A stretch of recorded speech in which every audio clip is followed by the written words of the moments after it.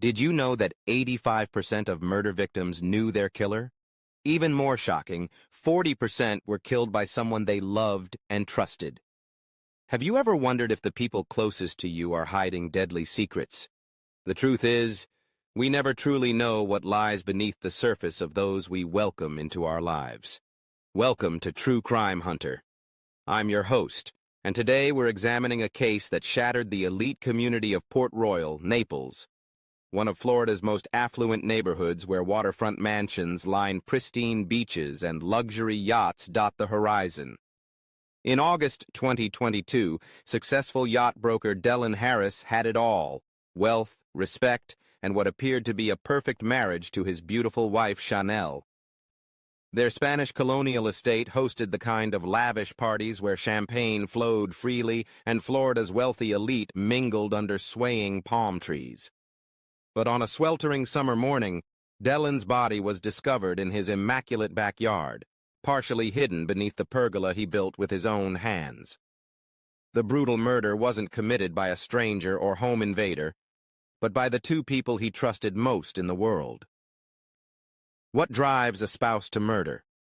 How does betrayal escalate from affair to homicide? And what warning signs might save your life? Before we delve into the shocking details of Dylan's final days, take a moment to hit subscribe and turn on notifications. If you're fascinated by stories of betrayal and justice, you won't want to miss what's coming next on this channel. Your subscription helps us continue bringing these crucial stories to light. Now, let's rewind to when Dylan and Chanel Harris were the couple everyone envied. Dylan and Chanel Harris embodied success in every way that mattered in Naples, Florida. For 15 years, their marriage stood as a testament to the American dream. College sweethearts who built an empire together amid the palm-lined streets of Port Royal, where homes start at $8 million and ascend rapidly from there. Dylan had transformed his passion for yachts into coastal elite brokerage, a powerhouse firm catering to celebrities, tech moguls, and old money families seeking vessels worth millions. His expertise earned him features in Boating Magazine and invitations to exclusive industry events from Miami to Monaco. Chanel complemented his success perfectly. As one of Naples' top-producing real estate agents, she specialized in waterfront properties that frequently crossed the $10 million threshold. Her Instagram showcased a carefully curated life: designer clothes, charity galas, and sunset cocktails with clients turned friends. They were the golden couple, recalled Thomas Bennett, a fellow yacht broker. When you received an invitation to one of their soirees, you cleared your calendar immediately. Their Spanish colonial mansion became the backdrop for these legendary gatherings. 6 bedrooms, 8 bathrooms, a wine cellar housing rare vintages, and floor-to-ceiling windows framing Gulf views. The backyard featured a custom infinity pool that appeared to merge with the ocean, lush tropical landscaping, and the handcrafted pergola where Dylan would later draw his final breath. At these events, Adrian Reynolds stood as Dylan's right hand, college roommate, best man at his wedding, and business partner at the brokerage. The two men shared everything: a love for the water, a talent for sales, and an uncanny ability to close deals with the wealthiest clients. Adrian was family, said Cameron Harris, Dylan's younger brother. My brother trusted him completely, consulted him on every major decision. They were inseparable. The three formed what appeared to be the perfect triangle: successful businessman, his beautiful wife, and his loyal best friend. Their photos filled social media: champagne toasts on yacht decks, charity golf tournaments, and holidays spent together. But appearances deceive. While Dylan saw a devoted wife and trustworthy friend, a calculated betrayal was taking shape within the walls of his perfect home. According to court records, the affair between Chanel Harris and Adrian Reynolds began during a weekend when Dylan traveled to New York for a yacht exhibition. What started as a consoling dinner between friends transformed into betrayal over a bottle of expensive Cabernet. Looking back, it was December when things changed. Patricia Moreno, the Harris' neighbor of 6 years, testified during the trial. Adrian's Porsche began appearing at odd hours: Tuesday afternoons, early Sunday mornings when most of us were at church. Text messages recovered from Chanel's iCloud revealed the calculated nature of their meetings. The lovers created a system. When Dellen had client appointments, Adrian would arrive exactly 17 minutes after Dellen's departure. They communicated through a secondary messaging app disguised as a fitness tracker. By February, their caution diminished. Security footage from the Naples Beach Club captured them holding hands openly. A waiter at Campiello restaurant reported them kissing in a corner booth, a popular dining spot where the couple knew many local residents. "They acted like teenagers," said Detective Mia Blackwell. "Each risky encounter seemed to fuel their excitement." The affair might have remained just that, an affair, if not for their growing financial entanglement. Financial records showed Adrian began making substantial gifts to Chanel. A $15,000 diamond bracelet, a $22,000 Hermes handbag, and a down payment on a hidden condo in Marco Island under a shell corporation name. Where did this money come from? Investigators later discovered Adrian had been siphoning funds from client accounts at Coastal Elite Brokerage, more than $450,000 over 18 months. The most chilling evidence came from recovered text messages between the lovers in June, 2 months before the murder. "He's becoming an obstacle to our happiness," Chanel wrote. "We need a permanent solution." Adrian replied, "I've been thinking about what you suggested. It could work if timed correctly." 3 days later, Chanel searched online. "How to make death look like heart attack," and "undetectable household poisons." By July, their messages grew more explicit. "Once he's out of the picture," Chanel wrote, "the business, house, and insurance all transfer to me. Clean and simple." Have you ever noticed concerning behavior in your friends' relationships and dismissed it? How many warning signs flash before our eyes daily that we ignore or rationalize away? Patricia Moreno saw the signs but stayed silent until it was too late. Would you recognize these red flags in your own life? July 28, 2022. A date that would forever alter the trajectory of Dellen Harris's life. He sat at his kitchen island, sipping coffee while preparing for a meeting with potential buyers for a 105-foot Sunseeker yacht. When his laptop froze mid-presentation, he reached for Chanel's MacBook nearby. He never intended to snoop, Cameron Harris later told investigators. Dellen wasn't that type of husband. He trusted her completely. When he opened the browser to access his email, an unfamiliar message notification appeared. The sender, Adrian Reynolds. The preview text. "Last night was incredible. Can't wait until he's..." One click revealed hundreds of messages spanning months, explicit photos, financial discussions, plans for their future together. And most disturbing, detailed conversations about eliminating obstacles and ensuring Dellen would disappear from their lives permanently. Phone records show Dellen called his brother at 11:42 a.m. The call lasted 47 minutes. "His voice..." Cameron paused during his testimony, fighting tears. "I'd never heard him sound that way. Hollow. Destroyed. He kept saying, 'They're planning something, Cam. They're talking about getting rid of me.'" That evening, security footage captured Dellen's Audi returning to the Port Royal estate at 6:15 p.m. 8 minutes later, Chanel's Range Rover pulled into the driveway. What happened inside was partially captured by their home security system. "Where were you?" Dellen asked calmly as she entered. "Shopping with Melissa," Chanel replied, setting down shopping bags. "Why?" Dellen slid her laptop across the marble counter. "You weren't with Melissa." The color drained from her face as she realized what he'd discovered. "It's not what you think," she stammered. "You're planning to kill me." His voice remained unnervingly steady. "You and Adrian discussed poison, life insurance, how to make it look like an accident." What followed was captured in audio only, shattering glass, Chanel's screams that Dellen was misinterpreting everything, his controlled response that police would determine that. She fled the house at 7:23 p.m. By morning, DeLon had changed all locks and security codes, contacted high-profile divorce attorney Victoria Lawson, begun transferring business documents to secure servers, scheduled meetings with financial advisors to protect assets, installed additional security cameras around the property. He wasn't just heartbroken, said Victoria Lawson. He was terrified. He showed me messages discussing specific methods to kill him. Yet he refused to leave his home, said doing so would be admitting defeat. Did Dellen underestimate the danger he faced? Was staying in that house his fatal mistake? This story gets even more shocking. Hit that like button right now and comment what you think happens next. Was Chanel truly planning murder, or could there be another explanation? Your engagement helps this channel reach more people who need to recognize these warning signs. With their affair exposed, Chanel and Adrian faced catastrophic consequences. Financial records revealed their desperate situation.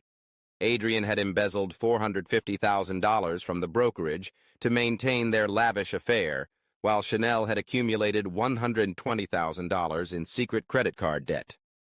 A divorce would mean financial ruin for both. The prenuptial agreement stipulated Chanel would receive nothing if infidelity was proven. Adrian would face criminal charges for embezzlement. But if DeLon died before filing divorce papers, Chanel stood to inherit the $5.2 million Port Royal estate, $3.7 million in life insurance policies, 51% ownership of Coastal Elite Brokerage, valued at $8 million, investment accounts worth approximately $2.4 million. For 2 weeks following the confrontation, Chanel bombarded Dellen with texts requesting to retrieve her personal belongings from the house. Court evidence shows 47 messages over 12 days with increasingly specific requests. I need my jewelry from the master bedroom safe. My grandmother's silver collection in the dining room cabinet. The documents in my desk drawer. Dellen finally relented, agreeing she could come while he was at work on August 15th. During this time, investigators discovered 16 planning messages between the lovers. Chanel: he'll be gone until 5:30, plenty of time to get everything. Adrian: bring the key I made. Side gate is best. No cameras. Chanel: what about the new security system? Adrian: I'll handle it. He showed me the code last month. Most damning were Chanel's internet searches from Adrian's Marco Island condo. August 12th, Florida Castle Doctrine self-defense laws. August 13th, how to make murder look like robbery gone wrong. August 14th, will police check phone location during investigation? August 15th, 7:12 a.m. How long does it take for someone to bleed out from stab wounds? These searches were accompanied by visits to websites explaining how to delete digital evidence and create false alibis. In a final text at 5:42 p.m. on August 15th, just hours before the murder, Chanel wrote, "Remember the plan. My phone stays here. Yours off completely. 90 minutes max." What they didn't realize was that their digital footprint was creating a perfect trail of evidence. Every search, every message, every location ping formed an unbreakable chain connecting them to what would happen next in that Naples backyard. August 15th, 2022, 6:32 p.m. Dellen Harris returns home after closing a major yacht sale. Security cameras from 3 neighboring properties capture his silver Audi turning into the driveway. He appears to be in good spirits, smiling as he speaks on his phone. A call to his brother Cameron about dinner plans later that week. What Dellen doesn't know: Adrian's Range Rover is parked 2 streets over, hidden behind a vacant property under construction. 6:47 p.m. Dellen changes into shorts and a lightweight polo, visible through the master bedroom windows. He pours a glass of whiskey and walks into the backyard, where he begins trimming the bougainvillea near his pergola. 7:05 p.m. A shadow moves across the neighboring property's security camera. Adrian Reynolds, wearing dark clothing and gardening gloves, slips through the gap in the hedges that separate the properties. The forensic team, led by Dr. Elise Thompson, reconstructed what happened next. The initial attack came from behind, Dr. Thompson testified. The victim was struck with a garden trowel with sufficient force to fracture the occipital bone. This would have disoriented him, but not rendered him unconscious. Evidence shows DeLon attempted to flee, stumbling 7 feet toward the house before collapsing. Blood spatter analysis indicates he rolled onto his back, likely looking up at his attacker. The killer then delivered 4 stab wounds to the chest area with the custom fishing knife, Dr. Thompson continued. The angle and force suggest the assailant was straddling the victim. The 3rd wound penetrated the heart, causing rapid blood loss and death within minutes.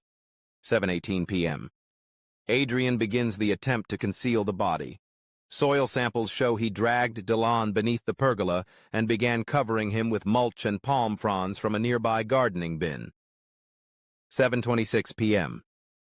Security footage from a house across the canal captures a flash of movement, Adrian rushing from the side gate toward his hidden vehicle. 7:32 p.m. Street cameras record Adrian's Range Rover speeding through a yellow light 6 blocks from the crime scene. Left behind, partial footprints, the murder weapon cleaned and returned to the boat shed, and a dying man whose blood soaked into the soil beneath the pergola he built for summer gatherings with friends. As Delon took his final breaths, betrayed by those he trusted most, his last view was of the evening sky through the wooden slats of the structure he had crafted with his own hands, a cruel symbol of the life and home that had been stolen from him. 8:45 a.m., August 16th. Delon fails to appear for a crucial meeting with Swedish clients. His executive assistant, Valerie Mitchell, tries his cell phone repeatedly. "I called 6 times," Valerie testified. "Delon never missed meetings. When he didn't answer, I drove to the house." 9:32 a.m. Valerie arrives using her emergency key. She discovers Delon's body and calls 911. The Naples Police Department arrives within minutes, securing what would become one of the most methodical murder investigations in county history. Detectives Mia Blackwell and Leo Ramirez led the case. Their first stop, Adrian's Marco Island condo, where both suspects claimed they'd spent the entire previous evening together. "We were watching movies and ordering takeout," Chanel stated confidently in her initial interview. "Neither of us left from about 5 p.m. until this morning." Adrian corroborated. "We were together the whole night. I can show you our food delivery receipts." This alibi initially seemed airtight. Phone records confirmed Chanel's device remained at the condo. Security footage showed no one entering or exiting through the main lobby. But technology revealed the truth. While Chanel's phone stayed put, Adrian's cell connected to multiple towers along the route between Marco Island and Port Royal between 6:15 p.m. and 8:45 p.m., including a tower directly adjacent to the Harris estate at 7:12 p.m. His phone went completely dark during the estimated time of the murder, Detective Ramirez explained. No calls, no data usage, which is consistent with it being powered off deliberately. The convenience store footage delivered another blow to their alibi. At 8:22 p.m., security cameras at a Shell station 2 miles from the murder scene captured Adrian purchasing bottled water. His right sleeve showed dark stains consistent with blood spatter. He paid cash and appeared anxious, repeatedly checking the door. The physical evidence proved insurmountable. Crime scene technicians discovered blood traces in Adrian's Range Rover, specifically in the trunk and on the steering wheel. DNA analysis confirmed it belonged to Delon Harris. Fibers matching Delon's distinctive polo shirt were embedded in the vehicle's floor mats. The vehicle essentially became a mobile crime scene, forensic analyst Tanya Washington explained. No matter how thoroughly someone cleans, blood leaves microscopic traces detectable through luminol testing. But the most shocking evidence was yet to come. When investigators accessed Chanel's iCloud backup, they discovered she had recorded a conversation with Adrian outlining their murder plan in meticulous detail, apparently as insurance should either decide to betray the other. Confronted with overwhelming evidence, Adrian Reynolds accepted a plea deal, second-degree murder in exchange for full testimony against Chanel Harris. His 25-year sentence paled compared to what awaited his former lover. Chanel manipulated me, Adrian claimed on the witness stand. She convinced me Delon had become violent, that he threatened to kill us both. She played recordings of him allegedly raging, recordings I later learned she had fabricated using voice clips. The trial became Florida's most-watched legal proceeding since Casey Anthony. News vans lined the courthouse perimeter. Hashtags trended nationally. Court TV featured daily updates as prosecutors methodically presented their case. This wasn't a crime of passion, State Attorney Rebecca Kincaid told jurors. This was cold, calculated murder motivated by greed and selfishness. The defense attempted to portray Chanel as a victim of emotional manipulation by both men. This strategy collapsed when her own family members testified about Delon's gentle nature and Adrian's controlling influence. After just 5 hours of deliberation, the jury returned. Guilty on all counts. The judge's sentence was unequivocal: life imprisonment without possibility of parole. "You betrayed the sacred trust of marriage," Judge Wilson stated during sentencing. "You chose murder over divorce, death over honesty." Today, the Harris estate stands vacant, its gardens overgrown. The neighborhood association removed the pergola, that silent witness to Delon's final moments, replacing it with a memorial bench inscribed with his favorite quote: "Integrity is doing the right thing even when no one is watching." Cameron Harris channeled his grief into purpose, establishing the Delon Harris Foundation for Relationship Violence Prevention. The organization provides resources to those recognizing warning signs of dangerous relationships. "My brother's story isn't just about betrayal," Cameron explains. "It's about recognizing threats hiding in plain view, about understanding that sometimes the greatest danger comes from those closest to us." If this story affected you, please share it to raise awareness about relationship red flags. These warning signs appear long before violence erupts. Someone watching might recognize their own situation reflected here, and that recognition could save their life. Subscribe for more true crime stories that educate while they captivate.